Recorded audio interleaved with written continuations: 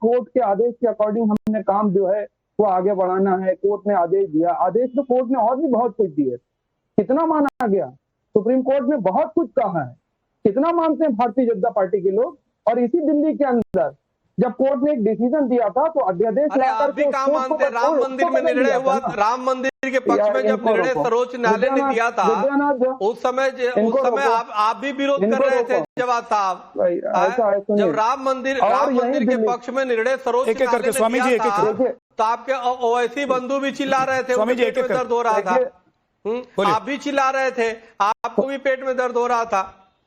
नहीं, जब supreme court की बात आ रही तो उस पर मैं बता रहा हूँ, जवाब साहब तो खुद ही चिल्ला रहे थे, पेट में दर्द हो गया था कि कैसे राम मंदिर के पक्ष में निर्णय आ गया।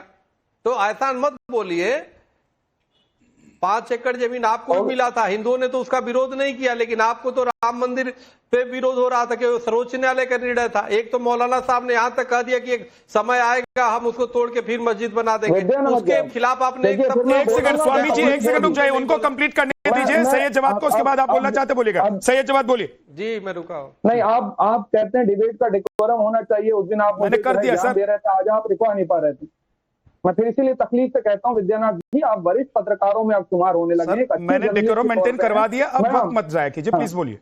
मैं सिंपल यही कह रहा हूँ कि आज बटला हाउस के ऊपर ये लेकर के बुलडोजर दौड़ने की कोशिश कर रहे हैं, पूरे भारत में जो है बुलडोजर इनका दौड़ने की, लेकिन इसी बुलडोजर नीति पर सुप्रीम कोर्ट ने एक बार उत्तर प्रदेश में भी डिसीजन दिया था। क्या हुआ उसका? क्या सरकार मान रही है ऐसे आदेशों को? या जहां जहां भारतीय जनता पार्टी की सरकारें हैं, क्या वो सुप्रीम कोर्ट के दिए हुए डिसीजन को मान रही है? ये पूरे देश के अंदर एक बड़ा प्रश्न खड़ा हो रहा है कि जहां जहां भारतीय जनता पार्टी की सरकारें हैं वो सुप्रीम कोर्ट के दिए हुए डिसीजन की धज्जियां उड़ाती हैं, सुप्रीम कोर्ट के जजों को धमकाते हैं, इनके सांसद, इनके विधायक, इनके मंत्री। ऐसी अगर नजीरें आप पेश करेंगे पूरे हिंदुस्तान में तो आने वाले वक्त में भारत का मुस्तकबिल और ज्यादा खराब होगा। वादे करके आए थे आप तो बड़े बड़े, जहां दुग्गी वही मकान, हम पक्का मकान देंगे, 300 यूनिट बिजली फ्री देंगे, महिलाओं को अधिकार देंगे। क्या हो रहा है? पावर कट हो रहे हैं।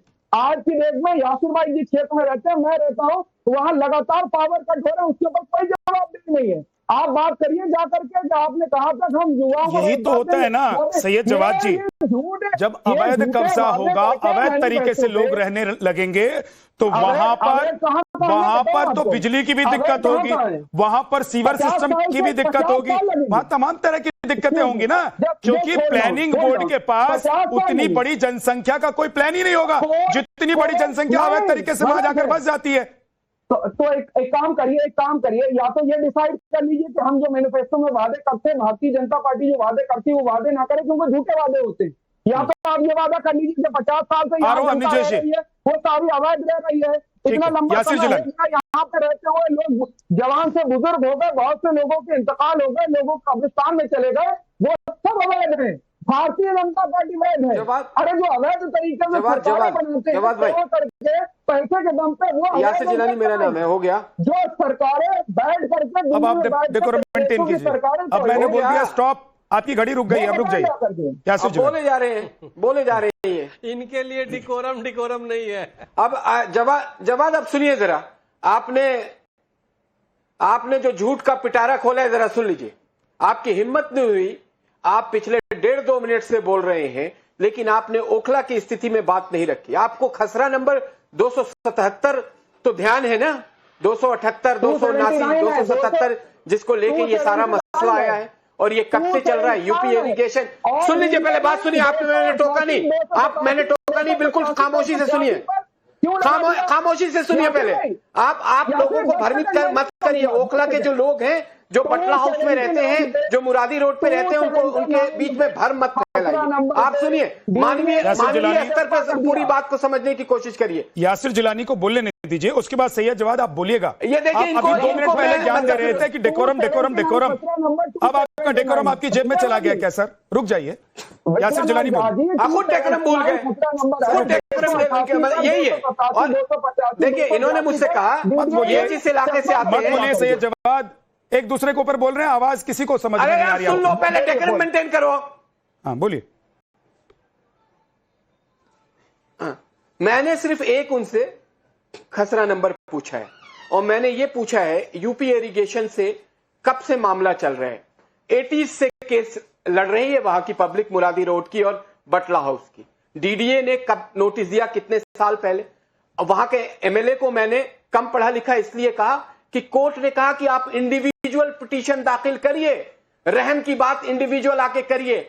आप कौन होते हैं, आपके कहां खड़े हैं? एमएलए को ये कोर्ट ने एक तरीके से तमाचा मारा है। अभी 3 दिन पहले कोर्ट में एमएलए वहां के गए थे, उनका कोई लेना देना नहीं, सिर्फ और सिर्फ राजनीति कर रहे हैं, क्योंकि वहां की जनता एमएलए से बहुत नाराज है। उन्होंने कुछ भी नहीं किया है, तुक्के पे वो चुनाव जीत गए हैं और उस जीत के बाद उन्होंने पूरे बटला हाउस ओखला की जिंदगी को नरक बना दिया है। ये जवाब जानते हैं लेकिन बोलेंगे नहीं, ये भी वहीं रहते हैं। हालत खराब है, गलियों में बदबू आती है चलने में बटला हाउस के। और हम लोग कोर्ट जब मानवीय स्तर की बात कर रहा है कि आप इंडिविजुअल आइए, तो आप क्यों गए थे? एक सेकंड, आप डीसीपी के मीटिंग में आपने अपना मुंह क्यों नहीं खोला? और वो गुप्त सूचना आपको कहां से मिली कि कल से बटला हाउस टूटने जा रहा है? ये जनता वहां की पूछ रही है। ठीक है, 10 सेकंड देखिए विद्यानाथ जी। 10 सेकंड, ओके, बोलिए, सही जवाब। विद्यानाथ जी, 17 नंबर 279 का जिक्र आप कर रहे थे, वहां तो बहुत से लोगों को सुप्रीम कोर्ट की तरफ से राहत मिली, लेकिन डीडीए ने जिन जगह पे 288, 275, और आप जब आपके सामने ये सामने मामला आ गया तो आप हिंदू मुस्लिम कर रहे हैं, आप बीजेपी को टारगेट कर रहे हैं, आप बीजेपी को गाली दे रहे हैं। आपने अभी वीडियो में चलाया कि बीजेपी तोड़वा रही है, बीजेपी कोर्ट है। नहीं, जवाद भाई, बीजेपी कोर्ट है। आप इंसानियत के नजरिए से देखिए जवाद साहब, आप भी उस इलाके में रहते हैं। आपने अभी एक शेर पढ़ा कि बड़ी मेहनत से घर बनते हैं, तो अगर बड़ी मेहनत से घर बनते हैं तो आपका रिप्रेजेंटेशन, जो आपका रिप्रेजेंटेटिव है, रिप्रेजेंटेशन ऐसा होना चाहिए जो आपको फंसा दे। आपने वादे क्यों करे अपने? सालों से रह रहे, मैं जानता हूं 40 साल से, लेकिन 40 साल से आप दोनों लोग रुक जाइए, 40 साल से अब दोनों रुक जाइए, यासिर जिलानी जी और सैयद जवाद, अब दोनों रुक जाइए। गिन्नी सानी पे वो 40 साल से मामला चल रहा है, कहां था एमएलए तब? एक सेकंड आप रुकिएगा यासिर भाई, तब कहां थे एमएलए? तब आप क्यों गिन्नी नहीं आए सानी बीच में वो पूछने के लिए? अवैध, जब वो लोग अवैध देश के किसी भी कोने में, मोटा भ्रष्टाचार में, एक सेकंड सर रुकिएगा, 11 सालों में यासिर जी एक सेकंड रुकिएगा, तो कहां थे आप? यासिर जी रुकिएगा। गिन्नी सानी, देश के किसी भी कोने में, देश के किसी भी हिस्से में अगर अवैध तरीके से किसी ने किसी की जमीन को कब्जा कर लिया है और सरकारी जमीन को कब्जा कर लिया है, वहां पर बस्तियां बसाई जा रही हैं, वहां पर लोग मकान बना कर रह रहे हैं, तो क्या सरकार को उनको रोक देना चाहिए एक्शन को, या सरकार को यह देखते हुए कि वो हिंदू आबादी है और मुस्लिम आबादी है, यह तय करना चाहिए? जब से दिल्ली में बीजेपी की सरकार आई है, हम तो ये कह ही नहीं रहे कि ये हिंदू या मुसलमान देख करके बुलडोजर चला रहे हैं। इनका जहां दिल चल रहा है वहां बुलडोजर चला रहे हैं। अभी आप एक बात कर रहे हैं कि वेद और अवैध की बात कर रहे हैं। मेरे 3 सवाल हैं, आप उसको सुनिएगा और उन सवालों के जवाब हम चाहते हैं भारतीय जनता पार्टी से। कि जब कोई मकान बनाया जाता है, आप कहते